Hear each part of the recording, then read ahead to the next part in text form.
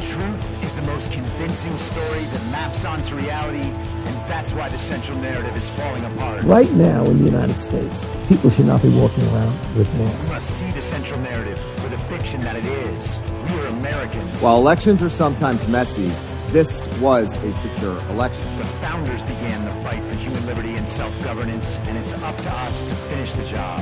I'll tell you what, we are in a truth emergency right now. This is the end game.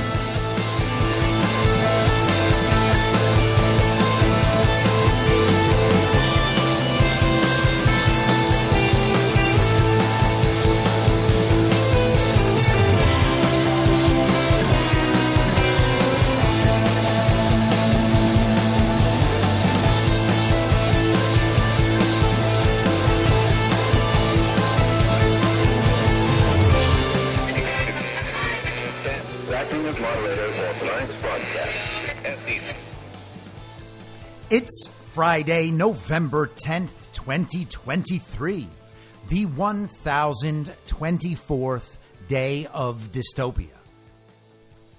I'm your moderator, Chris Paul. Let's be reasonable. A warm welcome and hello to all of you listening to the podcast on the day of its release. The only way to do that is by becoming a paid subscriber at imyourmoderator.substack.com.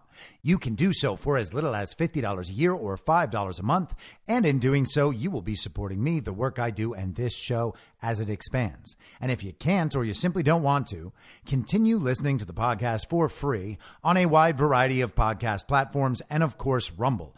All I ask is that you share it with your friends. You can find the links to the podcast, the writing, the social media, and the merch site by visiting linktree.com/I'mYourModerator. So yesterday I was talking about how we should operate in a zero trust information environment. In an environment where we know that there is no authoritative source of information. There's not one singular source of information that should be trusted without discernment. You just listen to whatever that person or that company or that organization says and just take it for granted as truth and then make big decisions based on that. We have to think about trade-offs. If I agree with this supposedly authoritative source of information and I'm right, what's the benefit? If I'm wrong, what's the consequence? If I choose to believe the opposite of this source or doubt this source, what's the possible benefit? What are the potential downsides? And then unless we need to go all in with one or the other, we just leave the question open. We take in the new information as information among other information. It has some value. We think about where it fits on an overall map, an understanding of reality as it exists. And we leave the question open. We abstain from forming any hard and fast belief in the first place. We can certainly lean one way or another, but ultimately we understand that this is not something we can know right now. And unless we're forced to choose, we don't want to go 100% all in on something we understand we can't fully know. You would not, for instance, want to commit yourself to supporting the mass killing and destruction of strangers across the world unless you were pretty certain about what those strangers did and who actually makes up that group of strangers. You wouldn't want a bunch of innocent people lumped in with the strangers who actually did something bad. You would want answers to all of these questions before you went out promoting death and destruction. It only seems reasonable going online and screaming about how a whole group of strangers' lives don't matter, and if they die, that's just fine because of content you saw on the internet. Well, if you're wrong, you're going to look like a homicidal maniac, and the truth is, a lot of people are going to be wrong who are doing it right now, and in the future, if anyone cares to pay attention, all of these people should be seen as homicidal maniacs, because that's what they're doing. Now, I'm sure they're good with that. They'll say, well, you know, those people whose mass murder I was supporting, they've been known to do similar things in the past. Oh, really? Homicidal maniac? How do you know that they did those things? Was it all the same people told you as told you this time? Oh, it was? Okay. Are you sure you don't want to revise your justification for going online and screaming in promotion of this mass death and destruction? You have the opportunity. The floor is yours. And you're not going to hear anything from any of those people, because most of the people supporting all of that right now were supporting the same thing in the Middle East 20 years ago after 9/11. And they do it in support of all these globalist projects, and that's what it is. It is a globalist project. In the future, no one will doubt that all of this is about trade routes or infrastructure projects or a matter of energy resources, just like the rest of these conflicts. Sometimes the global regime will just have two groups of people that they don't like kill one another while the people they do like profit. In fact, that's what explains every war of all time. And so if you understand that paradigm, why in the world would you be supporting more of it on behalf of one side of the regime against the other? Now, I'm the guy who says everything is two things. Is it totally possible in this situation that everything being done to the representatives of the Muslim Brotherhood, who we are told represent Hamas and therefore represent all Palestinians in Gaza, by whatever forces and whatever sources of authority within the state of Israel, is totally justified? Yeah, that's totally possible. But I don't know that to be true for sure. And I do know that a lot of people who are promoting that publicly are people who are consistently wrong and lying about virtually everything, and were wrong in a parallel situation just 21 months ago in Ukraine. So I'm not inclined to give them the benefit of the doubt. And therefore, I understand there are multiple ways that this can be looked at. There are multiple interpretations. There might be certain interpretations among them that map exactly onto reality and show a certain position to be morally justifiable. But I can't guarantee that that's what I am supporting and throwing my support behind a position, so I abstain. And when the people calling for support for that position are trying to tell me that it is a moment of moral clarity where I must decide, I am going to be immediately inclined to decide against them. It is actually possible to abstain from a lot of the conflicts that we are seeing break out within the controlled opposition dynamic, both online and in the media and in real life, because all of these things affect one another. There's an interplay there. People's belief formation causes how they communicate, which causes how people interpret the world around them, which changes their belief formation. And this cycle has a profound, real effect on the world. I'm not going to have my consent coerced at threat of my reputation so that I decide with some system of power I know to be dishonest and have bad intentions when it comes to some centuries or millennia old conflict on the other side of the world. That is not only a defensible position, it's the sort of position where when someone says, well, I think you're really a bad person for not supporting Israel, or I think you're a bad person for not supporting the Palestinians, you could probably ask that person 2 or 3 questions, spin them into a circle till they're just buried in the ground. They just spin around at high speed, their little feet become a drill, and then sooner or later, their head is just at ground level. Just 3 questions and you'll confuse the hell out of them. And then you say, well, hey, you don't know what you're talking about here. Why are you making this decision? That actually seems kind of morally bad to me. See, I admit I don't know enough about this situation to go out promoting the death and destruction of potentially millions of people. And that's why I'm not going to say anything. But you don't even really know the first thing about this issue, and you are promoting the death and destruction of potentially millions of people at an unknown and untold expense in a conflict that may eventually bring violence to our shores and to your neighborhood and to your family. So, I think I'm just going to stick with my position rather than your position. And of course, I made the parallel to our elections. If we are just going to assume that our elections are free and fair, safe and secure, and that the reported results reflect the will and intent of the American voter, and that does not happen to be true, and then we double down on that after every single primary and election where we hear complaints of election manipulation, we're going to end up with a government and a country in the exact state of decay we find ourselves in now. We don't have borders. Our military is falling apart. Our education system is god-awful. Our politics is mean. The people in our politics are petty and stupid and easily corruptible and compromised. And there is absolutely no accountability anywhere. We have a zero trust information environment, and we have zero accountability in our society. And that, my friends, is unsustainable. And so after I did Badlands Daily this morning with CanCon, we did kind of a shorter episode today, I decided that I would still head out to the gym before doing my show. My normal routine is I get up in the morning, I go to the gym, I'm consuming information, I'm working out, I come home, make some food or make a juice or something, and then I get to work on my show. That's been my routine for the last 3+ years that I've been doing this show.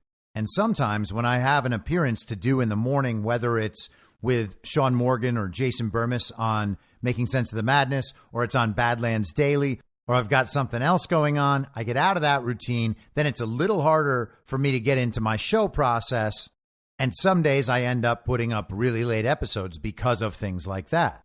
But this morning, CanCon and I ended kind of early. So I was like, you know what? I'm going to hit the gym now instead of later on. And I'll get back in my good mode of thinking. I'll come home, do the show. Now you've gotten the whole story. But as I'm driving to the gym, I'm listening to Steve Bannon. And occasionally on War Room, they have some of the sponsors actually do a little mini interview with Steve on the show. And he was talking to a guy who sells Faraday bags. And those are the bags that make it impossible for your cell phone to get a signal. At least I think that's what he was selling. He said something and my mind completely went off in its own direction and I ignored the rest of the interview. I think that's what he was selling. But anyway, Bannon asks a question. He says, doesn't your phone have a lot of security features on it already? Aren't people protected just from those security features? And the response was basically, well, no, of course not. I think most of your audience probably understands that's not true. The big corporations like Google and Apple will try to convince the public that their devices are actually very secure and that nothing could ever penetrate that security. But it's absolutely not true. And I think most of us do know that. And then I got to thinking how strange it was that we use all of these technological devices where we have stored so much personal information. There are probably things on each and every one of your devices that could be used to embarrass you or shame you or get you to do something that you otherwise would not want to do in order to prevent that embarrassment or shame. Now, I know that's probably less true for older folks who didn't spend their teenage years and their young adulthood with cell phones exchanging pictures and messages with far too many people. But for everyone who did, we know that there is probably data out there that could make us look pretty bad if presented in certain ways to certain people. And despite understanding the massive downside that could present for a lot of people, and then doing more to protect our phones or expecting more from the companies who make the phones and make the software, we instead convince ourselves that the problem doesn't matter. And once we begin thinking about it, we eventually reach the point where we're like, wait a second, that problem does matter, but what could I possibly do about it? What am I going to do? Stop using my cell phone? I mean, I need my phone. I depend on my phone. And it's not like one phone is better than the other phone, even though there are obviously some better phones out there. Don't worry, this is not a very long advertisement for those phones. Most of us think that we're stuck. We are basically trapped in something that is close to a monopoly. Apple has a massive share of the market. Then Google has a massive share of the market. And there are some other companies, some other products out there that run on various operating systems. I get it. But by and large, most people are on either Apple's iOS or Android and don't really see any way to break out of that. And that's when you usually tell yourself, well, it's just me. I'm sure it's okay. And yeah, maybe it is, but maybe it's not. And maybe it's already been not okay, but you won't realize it for 5 more years. All of that is possible. And the solution, of course, is to not do shit that'll end up compromising you and or get right with God so you can face it standing up. But here's the thing. We have always been told that regulations are necessary because without regulations, corporations could just do bad things with their products and not care about whether their products are malfunctioning and could be dangerous, or that the foods they sell could be poison. And the regulations and the regulating bodies are what keep all those corporations in check. Otherwise, those corporations, greedy as they are, would be making terrible products to sell to consumers, taking advantage of consumers, getting them to pay while they are being harmed, and leaving them with no recourse, nothing they can do when they are clearly being harmed by the corporations. Now, if you are awake and savvy and currently paying close attention to what I'm saying, you would realize everything I just said to be a description of how things are right now. And we are actually told that the system as it exists right now exists to prevent the state of being we are in right now. Think about the pharma companies. Think about the energy companies. We have highly regulated industries with massive federal bureaucracies just to control the regulations on these companies, and they are still exploiting consumers. And how is that possible? Well, it's because they pay for the laws to be changed to make it possible for them to do all of these things they want to do, but now in a legal way. In fact, you can go through these things, see how certain regulations came into being, and then realize that those regulations were set up to allow companies to do exactly that which they want to do without violating any regulations, so that the public can eventually be told they're being protected while they're being exploited. The regulations are put in place to save us from the fallout from the negative byproducts of a free market. And what they're actually doing is preventing the free market from ever holding companies accountable. When we find out something that a company like Google or Apple has done, or any of the social media firms, or any of the banks or the pharma companies, you can go on down the list, you eventually find out that the thing they did wasn't illegal. And what happens? Generally nothing. But sometimes an employee will be fired. Sometimes someone or the company will have to pay a very large fine. Sometimes someone will go to jail. Usually nothing happens. But the government, knowing that the people are really concerned about this problem and might be losing faith in this company and in their government to protect them from companies like this doing this sort of thing, well, then they're going to make a regulation that says companies like this cannot do this one specific thing. You're never allowed to do that thing you just did before over again. Now there's a law. Now, will what they do actually punish the company or make the company change its behavior? The answer is generally no, particularly if that company was doing something that that company must do on behalf of, say, a much bigger project, for instance. Then they're just going to find another way to do that thing that skirts the regulations. What's done will pacify consumers, convince them that both the government and the company care deeply about their concerns, and then everything will just keep on going and the consumers will accept what they are given because, again, these companies in the situation we find ourselves have a stranglehold on the market. They monopolize markets because of their relationship with the government. And people will not stop using their products, but they will ultimately convince themselves that things have been fixed and really that problem didn't affect them that much.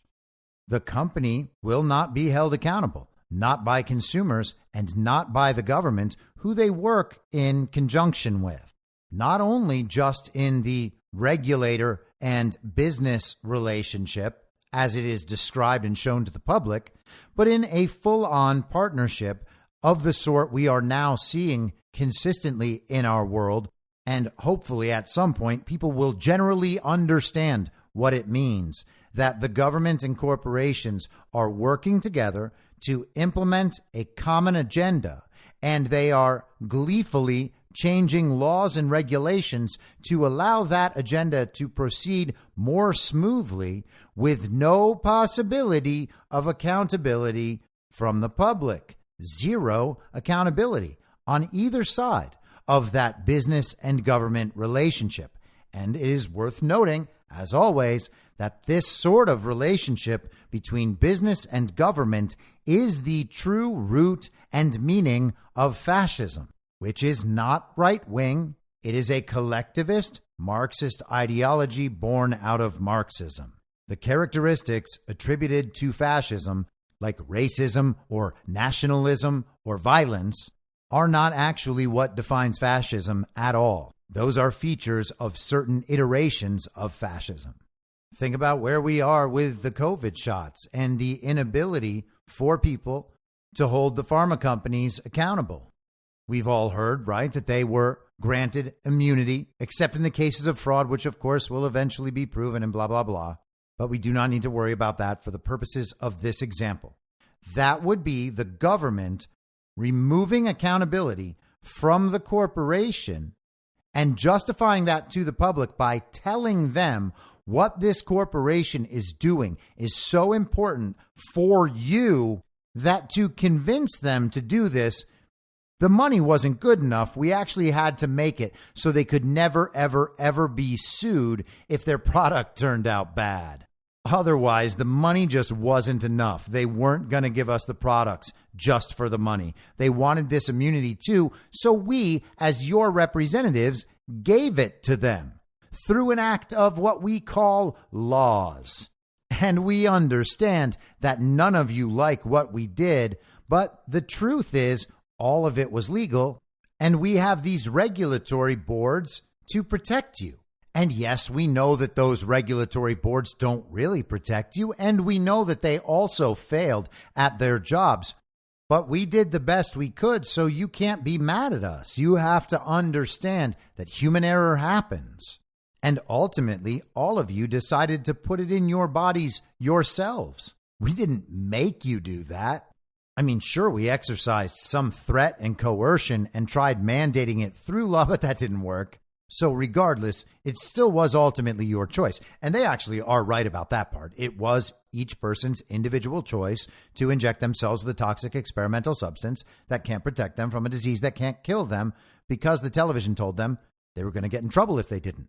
And all of that is very sad. We can pray for people's health and potential recovery if anything goes wrong. We've all made very bad decisions in our lives at some point. I know that I have. My primary concern in pointing this out is not to be judgmental or come down on anybody or cause them to be struck with fear. It's because we should all admit when we make bad decisions so that we can make better ones in the future. And claiming that we were forced into that bad decision makes it impossible for us to embrace what actually caused us to make that bad decision. So the lesson to be learned for the future is not vaccine bad, although they are.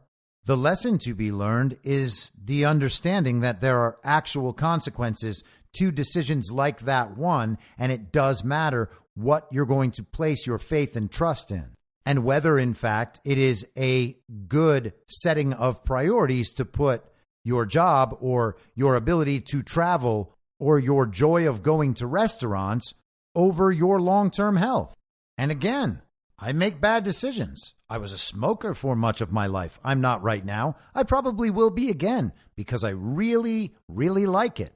But the same people who claim that COVID was a very deadly pandemic tell me that cigarettes are very bad for me, and it could be that they're right and not lying this time. But the point is that governments around the world and large transnational corporations, in this case the pharma companies, made a deal and agreed that neither could be held accountable if anything goes wrong with their plan to inject this new technology into billions of people worldwide, while telling them it would cure them of a disease that couldn't kill them, and that everyone already knew those exact same people were lying about. They created a situation for which there would be zero accountability, and we have not seen accountability yet. Now, I think that as a people's movement, we will eventually get to the point where we can hold these people accountable.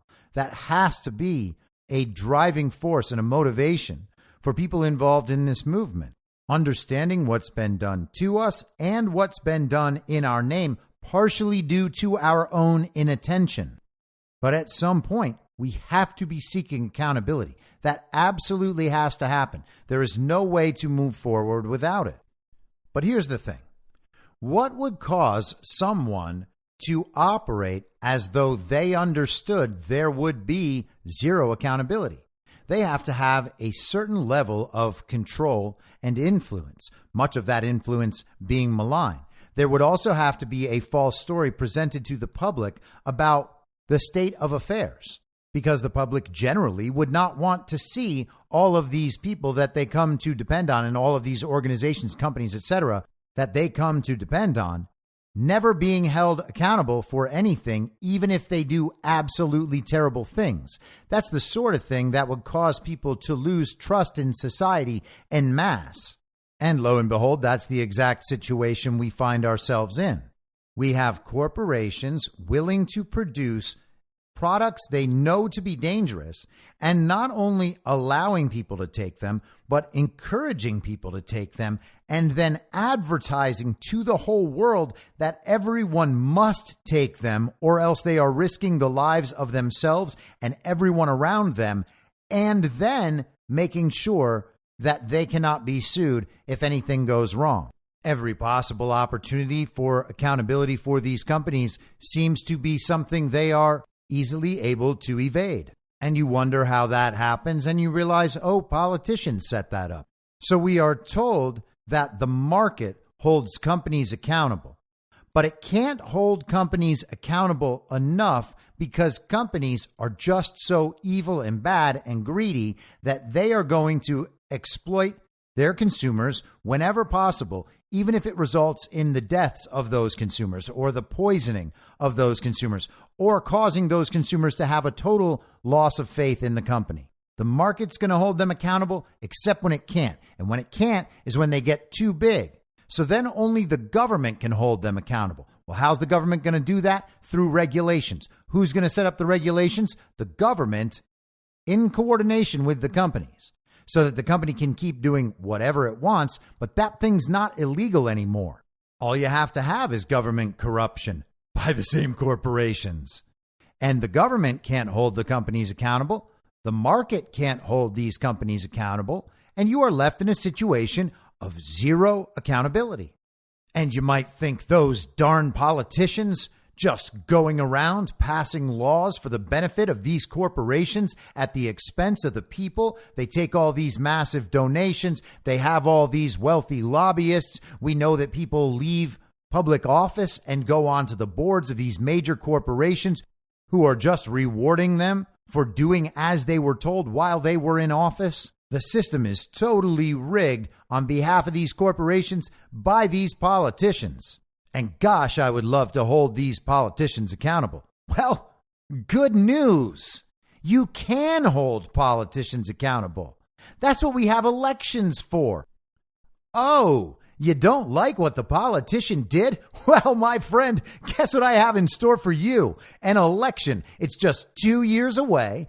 And if you're able to garner the resources and find a perfect candidate and then run an exquisite campaign, you might be able to take this incumbent out of office, thus holding them accountable for creating this law that made sure the corporations who are actively poisoning you can't be held accountable. Why don't you try that one on for size? Oh, how's it fit? Oh, terribly? Shocker. But hey, that's what we get, right? If the politicians make sure that the businesses can't be held accountable, even while they're harming the constituents of those very politicians, it is unfortunately up to those constituents to hold those politicians accountable through elections. You just go out and you vote them out of office, and then they're gone. And everyone realizes, Hey, did you see that Ted is no longer in office? Why is that?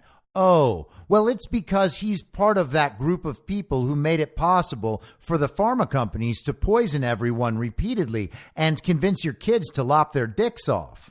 And everyone says, oh, thank goodness. It is unbelievable that anyone could go along with any of that and then not hold these corporations accountable. I mean, that's what we have public officials for. You can't just have these corporations out there convincing kids to lop their dicks off and then not hold them accountable. But Ted just didn't seem up to the task of doing it. So now we're going to hold Ted accountable. We're going to go out and vote. We are going to elect Ted's opponent, and then Ted will be gone, and whoever replaces him and everybody else will know this is what happens to you if you make it possible for corporations to convince kids to lop their dicks off and not hold them accountable. And oh, what a system we have. It's a great, great system.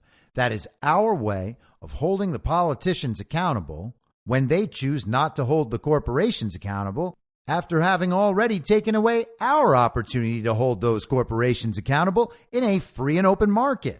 How did we get so lucky? Oh, it was the founding fathers. They put the Constitution in place. They made a deal with Great Britain. Now everything is perfect. Nothing in the Constitution has ever been changed to our detriment ever since. And with such a perfect society as we have, it would be crazy to complain. And it's up to us to hold these politicians accountable. And hey, if we fail to do that, it's our fault. Apparently, we as voters are just too dumb to understand when the politicians are callously encouraging others to poison us. It's kind of like how black voters in Compton, California, continue to vote for Maxine Waters as entire neighborhoods collapse, and she moves to another part of town to live in a $6 million house and make appearances on MSNBC and scream about racism. Sure, all those people in Compton know their lives are going to shit, but what are they going to do? Not elect Auntie Maxine again? They just keep voting for the same thing no matter how bad it gets. You know, people, that's just what they do. There's no way anything else could be going on there. Sure, the politician is bad, but not bad enough to hold her accountable. Because just think how much worse it could get. I mean, at the end of 5 decades of urban decay, the last thing you want to do is not elect someone who's looking out for your interests like Maxine Waters. Thank goodness we have elections to hold our politicians accountable. Now, you might say, hey, that's kind of weird. These politicians, they put these laws and regulations in place to make sure that corporations and corporate leaders and their friends, people who align with their agenda, can never be held accountable no matter what they do, but they still subject themselves to a system that holds them accountable and makes sure that they never veer off course and that they never actually hurt the people they claim to be helping. They never mislead the public about their intent or about their actions or why they did a certain thing, because they know that if they ever let their constituents down, their constituents would vote them out of office. That's how the constituents would hold them accountable. So thank goodness the politicians can be held accountable, because otherwise them making sure that the corporations couldn't be held accountable would mean that no one can be held accountable. Except here's the thing. If we're able to figure all of this out and we can understand this dynamic, you can bet that the politicians who would be held accountable can probably also think their way through this dynamic. And they might realize at some point, well, if I'm going to be here making sure that corporations can never be held accountable to the point where people would want to hold me accountable, how does that work out for me? I would really like to have a situation where I can't be held accountable if I'm going to be going and getting rid of other people's accountability and telling my constituents I'm actually doing the opposite thing. They might catch on eventually and want to hold me accountable. This system doesn't actually work that well for me once they kind of find out about what's going on. Isn't there some sort of way that we could create like a parallel situation to my relationship with the corporations? Isn't there some sort of way that I could remove the accountability the same way I'm removing the accountability from those corporations. And then they realize, oh yeah, there is totally a way that I could do that. I would just talk to all the other people who are in the same position that I'm in, and we would all agree to create a situation where we can't be held accountable either. Well, how are we going to do that? Okay, well, let's change some laws, and then let's get a bunch of corporations, just like these other corporations, to handle our elections, and then we can set up a system of regulations that'll make sure these corporations do what they're supposed to be doing. That sounds perfect. We're going to change all of the rules about elections so that we can stay in office even if people really don't like what we're doing. Now, we certainly can't get rid of elections. I mean, that would make it so that no one could hold us accountable. But then the people will realize that they have no voice and no power to control anything about the laws that govern them or the people who govern them or any aspect of the government itself. So we have to have elections. Okay. So we have to have elections, but we have to make sure that the elections can't hold us accountable, because then otherwise, if they can, we won't be able to go out and do all these things these corporations want us to do so that they can avoid accountability. Okay, I've got it. We are going to set up a system of elections that guarantees we always win. Well, how are you going to do that? You're not going to be able to convince the people to vote for you, even if you're doing terrible things to them and on their behalf and in their name, clearly in opposition to all of their needs and for the benefit of rich and powerful people who they are adamant about never supporting. Well, first off, I probably can convince the people to just keep voting for me. I'll tell them that whoever my opponent is hates them and actually is going to make their lives even worse. And they're not going to check. In fact, I'll tell them that they are terrible people if they do check. I'll use my platform to tell everyone how hateful these people are and how opposed they are to the interests of everyone else, to everyone else's good. But yeah, that might not work. Eventually, they might realize that I always say the same things about the same sorts of people, and I do it with whoever doesn't like what I'm doing and is trying to hold me accountable. Eventually, they're going to figure that out. So what do we need to do? Well, let's set up an election system that is so convoluted and so complicated that no one can really figure it out. Let's make it possible to manipulate that system in countless ways so that any individual manipulation can never be tracked, and no one who is involved in that individual manipulation can ever actually be held accountable. We'll say, well, the system's just too complicated. We'll say it's human error.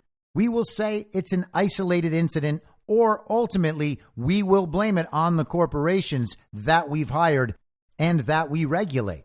But luckily, we have a situation in place already where those corporations can't be held accountable.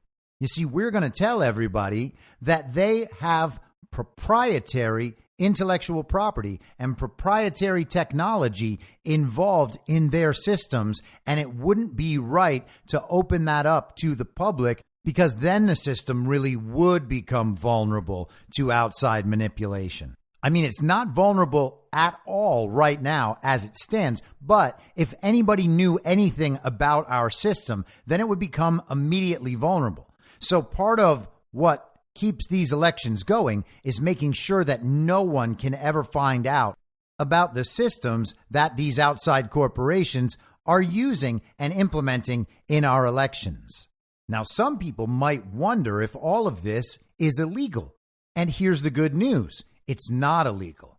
Why is it not illegal? Because all of the people who we've elected get into office, and then they make sure that all the stuff everyone has done to get them into office, if it was illegal, will no longer be illegal. They'll just change some laws, put some new regulations in place, and tell the public that all of this is being done for their good in order to protect their interests and keep everybody in check, despite their greed and their lust for power that no one can deny. Why would anyone deny that? What we need to do is put a system in place that will prevent evil always. And thank goodness that evil could never be entered into the process through the implementation of that system. In fact, the system is there to stop evil.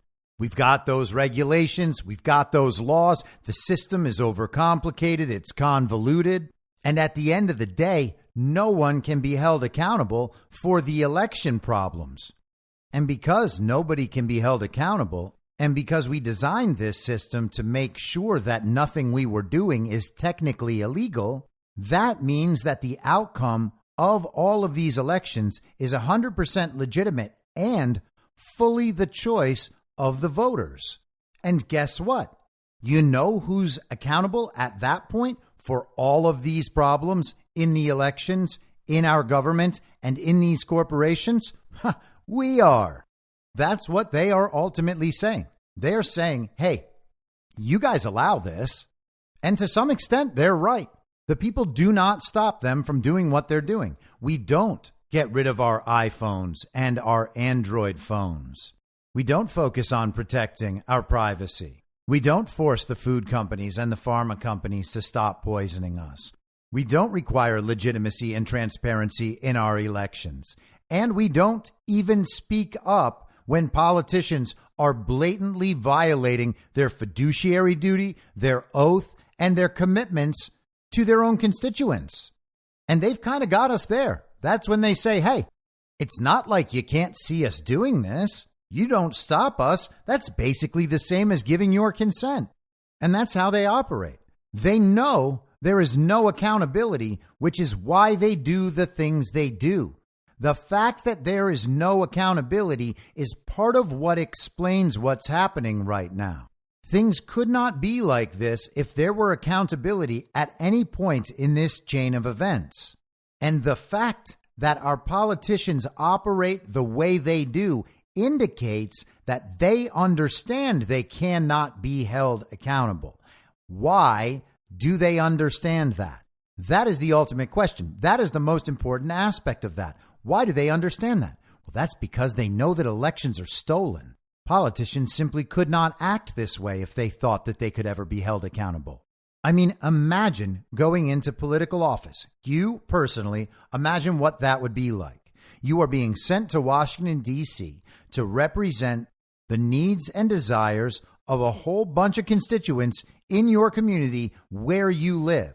They know you, or they know your friends, or they know friends of your friends. They are other members of your community. You are going there to represent their interests. Think about the responsibility and the duty you would feel if that was you and you were sent to go do that. I imagine everyone in my audience would probably feel a great deal of responsibility. I know I would. I wouldn't want to go there and then embarrass my constituents or defy their interests or fail to properly represent their interests, or alternatively, understand that I have a different interpretation of how things should go than they do and try to resolve that with them rather than doing what was demanded of me and then trying to sell it to them as if it was their choice and a good idea the whole time. I would go in expecting to be held accountable if I was doing all of the wrong things. Why don't our congressmen and our senators, our presidents, our city councilmen, why is it that nearly every politician in American politics fails to act that way? I would suggest to you that it's because they know they will not be held accountable, because they know how they got elected in the first place.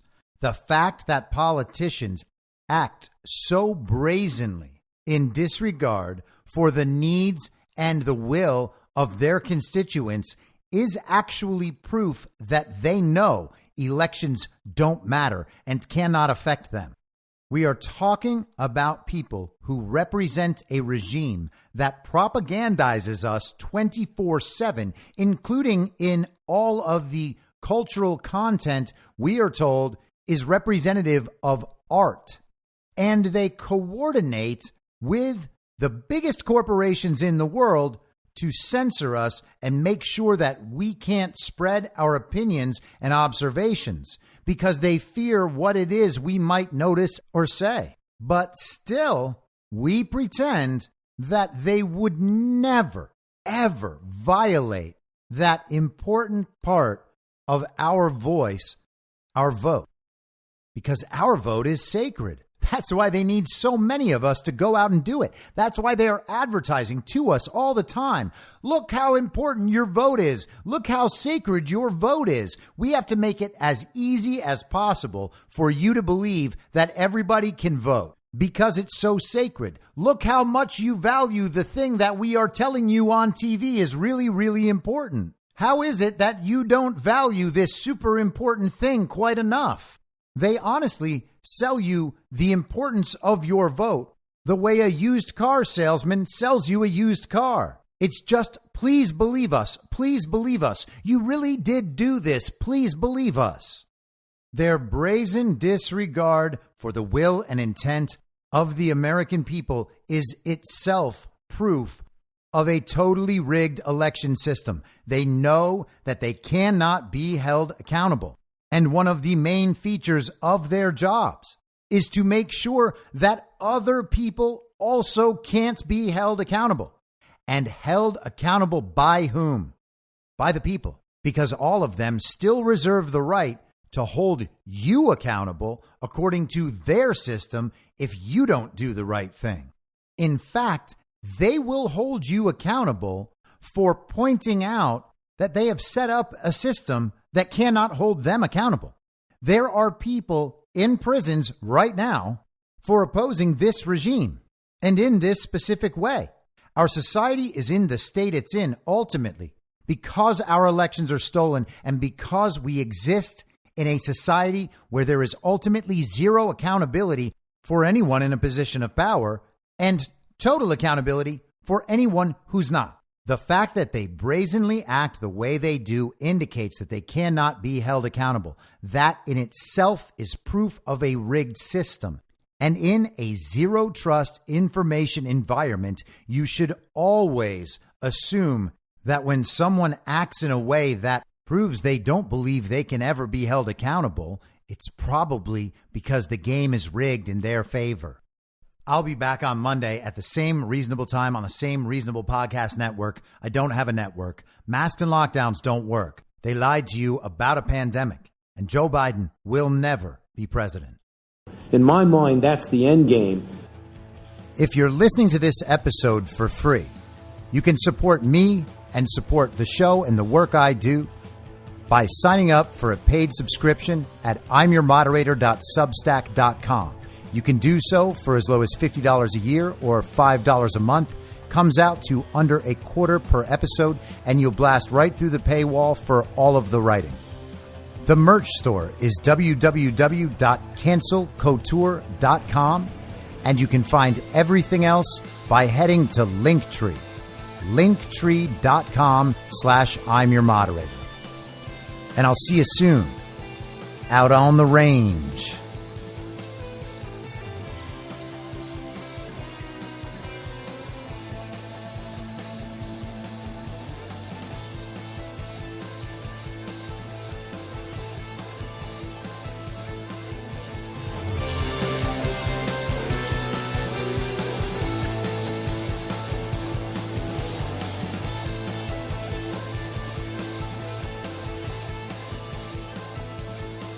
It's